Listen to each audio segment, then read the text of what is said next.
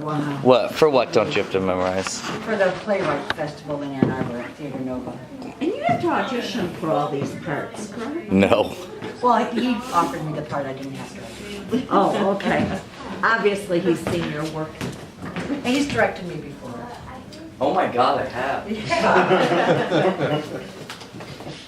Yeah, you can tool away. No, because now there's like a camera. So All right, so then Mega weird. why don't you just grab her and take her out of All right. the. Where's Keep Maggie Ellen? talking.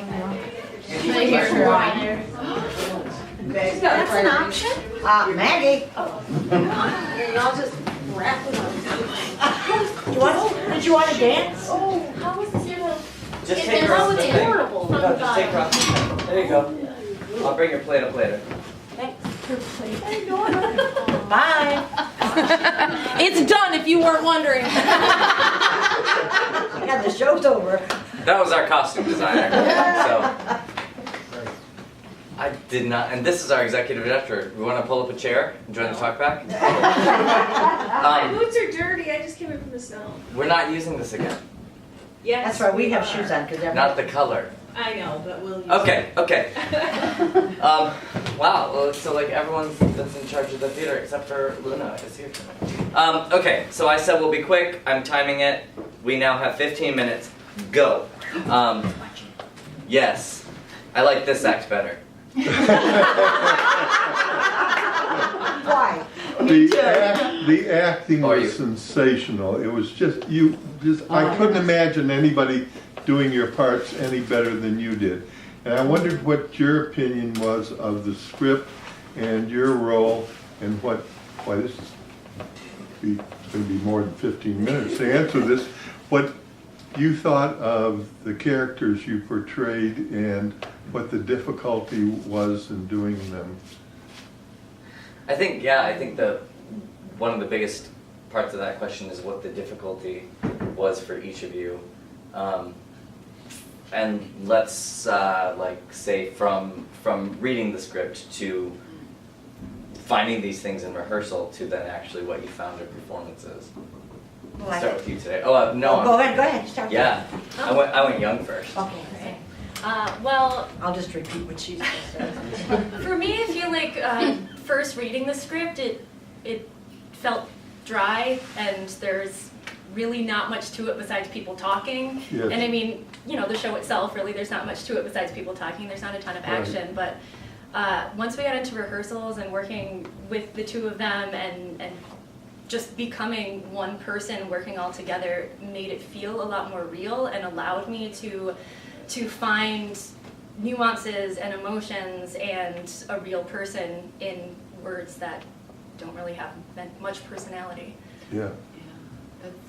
That's very true. That's very good. And I agree with everything she said.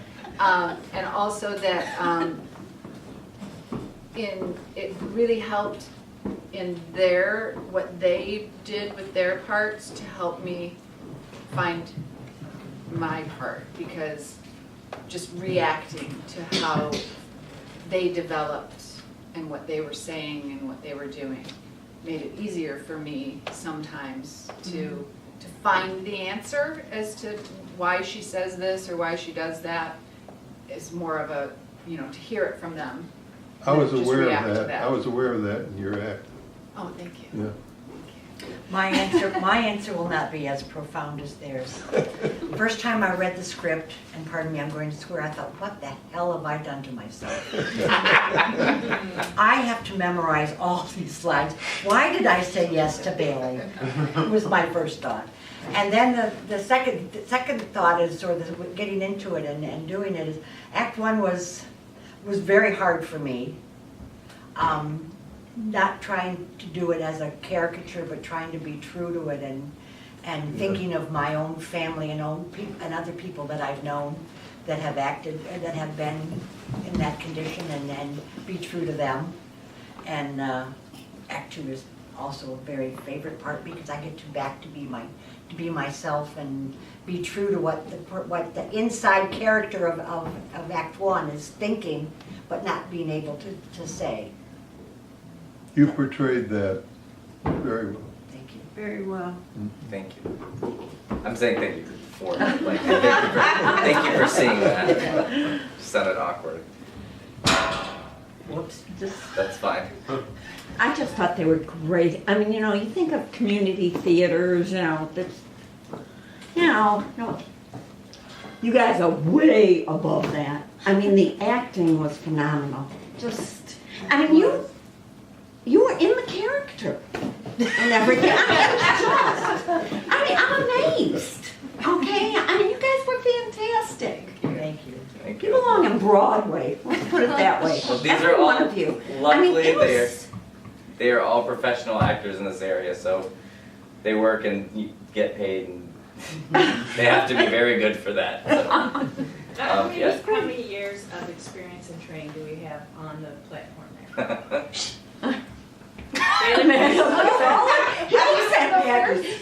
Well, I did not go to school for I this. didn't either. I've taken some acting classes, but I didn't go to school for this. I did a little bit in high school, and then I took a big hiatus, and then I started back up when I was in my late 30s. Yeah. Oh my God, we Oh my God! Yeah, I did it in high school too, and I didn't even, I had no desire, but I was in a class with theater kids and they talked me into auditioning. And I wasn't gonna do it, I didn't care, and then I auditioned and I loved it. You got in I got cast in that show. after the audition. I'm not a good auditioner. So how many years you been doing it for now? 5? Well, Right after high school? Right? oh yeah, I just graduated. Well, I'm 91, so I. Yeah, but I took a lot of time off Yeah. when my kids were little. Yeah, I I didn't did really do too. anything, and then just started back. I don't know, 8-ish years ago. Started doing stuff again. And no official training, right? No. I just think she's wonderful. Have the three of you worked together No, before? None of you? no, we just met each other Just for this this. time? met each other. Yeah. What was your name again? Oh, B or B, yeah. I'm not Maggie. And how long have you? I don't know. My dad and older sister did community theater, and I kind of got dragged into it, and I just did it because it was something my older sister did. And then I kept Sis. Yes, my older sis. I just kind of kept doing it, and my dad stopped doing it, and my sister stopped doing it, and I luckily had some people in my life that were very passionate about it and passionate about me wanting to learn, and so I kept it up, and they taught me what they knew. I didn't go to school for it, but yeah, I just kept doing it and liked it a lot. So Maggie, how did you capture that character in Act 1? It was You tell me this Maggie over here? the one that was so, the way that you would come in and out of memory Well, was so authentic. Thank you. I think it was basically, a lot of it might have been by accident, because when I was first memorizing the lines, I would stumble a lot. And So then you I really realized weren't having trouble remembering. Yes, this is really working. She would be so upset with herself for getting lost in a rehearsal, Yeah. and we'd say, but it was beautiful, it Yeah. was perfect. I don't know, you just do it, I guess. I don't know that I have any special technique. You go with your own instinct, what feels right to you, right? We're sitting with a whole bunch of actors here. How did you get that much dialogue committed? Oh, I have no clue. I was calling for a line the Wednesday before we were opening, so. Then all of a sudden he goes, no more calling for lines, and I went, oh shit. I can tell you, since you got the script, This is her husband. dedicated 2 hours every day. She did that script, and it was nonstop. 2 hours every day. Well, that's because he could have the TV to himself. Oh, that's You rehearse. How long did you rehearse before you put it to the public? We started in, Started early for this. Yeah, we started earlier. Our process here is generally 3 to 4 weeks, Okay. 2 to 3 nights a week for 2 hours. They're short. Yes, Linda. She's like, we're about to open. I was gonna say, yeah, 2 days, 2 days. Yeah. We did start this one early just because the holidays fell in the middle of what would be rehearsal, and they all have families. I don't, so I'm like, I'll rehearse. But so it was probably a total of 6 weeks that we actually did rehearse. About 18 rehearsals, probably. And how did you envision the change in the sets to get the feeling that you were trying to capture? The better question is, what feelings did you get from the 2 sets? If you like, what vision feeling did you take away from those? Well, Act 1 was definitely homey and 2 caretakers that did not seem to be as engaged emotionally as maybe family members would be. Mm. And man, I've seen that cranky old lady before in my family. I was like, I need to bring my mom to this show.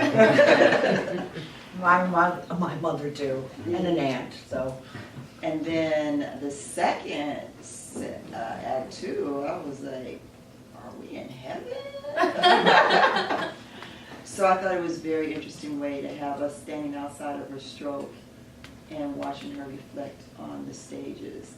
At first I was a little confused because I hadn't read the play before, that 2 people that weren't related to her were now parts of her. That was the first, it was a little confusing to me.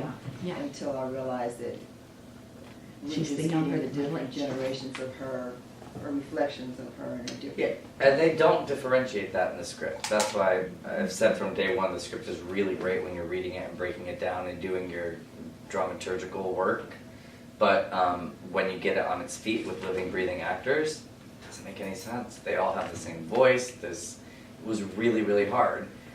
So it became to me, vision-wise, I wanted Act 1 to be, because there is no relation to them, there is no human emotion from the caretaker or the lawyer. So I wanted it to be how the outside world, but specifically the son, viewed her.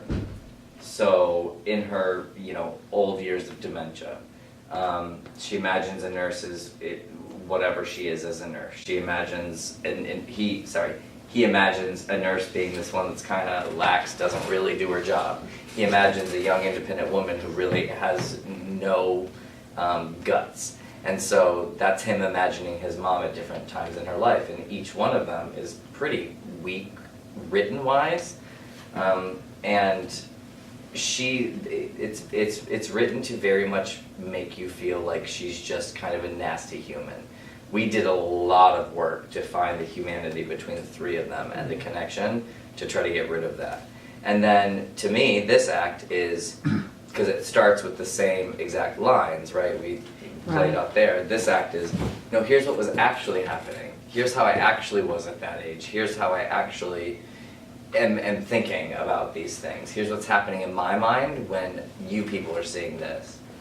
So that was how the vision came about. So heaven, subconscious, in a coma, purgatory, any of those things worked. It's like the backstory to what she couldn't communicate Right. properly in the first act. Right. It's like this cranky old blah blah blah, can't remember, this is what's going on really that got her to that Yeah. stage. So that, Yeah. I really like that. Thank you. That's what it's about. She finally got it. Elvin's so wordy, I tell you. It's a lot of work. I applaud you guys for putting life into it, because some of his plays, like I was in Seascape, and you feel like I'm just standing out there, I'm moving my mouth for a whole act, and to be able to take all that wordiness, because sometimes he doesn't have a lot of physical life to it, and to keep an audience engaged, I applaud you guys. And this one, he wrote a character that he hated. He wrote a 2.5-hour play, a one-person play, essentially, a one-character play, that was a character he hated. His mom. Yeah, it's just so lazy. It's lazy. It's like write a diary entry, dude. Just because you're a famous playwright at this point, don't pump the, like, I feel like it was never workshopped. No one ever said, hey, so, sorry. So what made you decide to stage this? Because I had not staged it, so I had only read it, and in theory it was great. And then we started staging it. But thank God, and I... So you were like, Maggie, what was I thinking? No, as soon as they, our first read, I went, it doesn't matter, like, what's written, what I have here is pure magic, and we will make anything work, and they have, oh my God, I'm gonna cry. They've just been really, really incredible. You all saw it. I think everyone Yes. has said it. Fantastic. They're brilliant. Yeah, Linda. It was wonderful. It was just wonderful. You guys, your direction, the design elements were stupendous. Everything was beautiful about it. And I think the thing that really impresses me almost the most about it, because I knew you can act, and I knew you can act, and I'm delighted to know you can act. Because I haven't seen you before, but I think we're doing a show together. But so you are. Visible. Oh. See, you don't always know the actors before you Right, but here's the thing, I mean, and I adore Albee, and I think I used to. a temptation is to make his characters generic. Uh-huh. You know, hoity-toity lady, snooty, bigoted, blah, blah, blah, blah. We know he hated his mom, you know, all that. And particularly, well, really throughout the whole thing, but like gobsmacked me in the first act was that there was no generic anything. I saw three-dimensional characters from all of you, and you were not afraid to bring complete dimensionality and, you know, humanness to these Albee-ish people. And that was just fucking phenomenal. Thank you. Thank you. We had Thank you. on that note, we're at time, and this is a perfect note to end. Because on that note, our sort of like internal mantra was, let's say fuck you to Albee with this show, by trying to create more dimension, trying to explore what a woman actually was. Wow. In these different eras, and again, they made it work, and we worked very, very hard on that. It was probably our main focus, was humanizing her. So, 2 thumbs up. yeah, well, thank you all very much for coming. Oh, Lana's gonna cry. No, I'm good. Okay, have your last sense of gifts. Oh, man.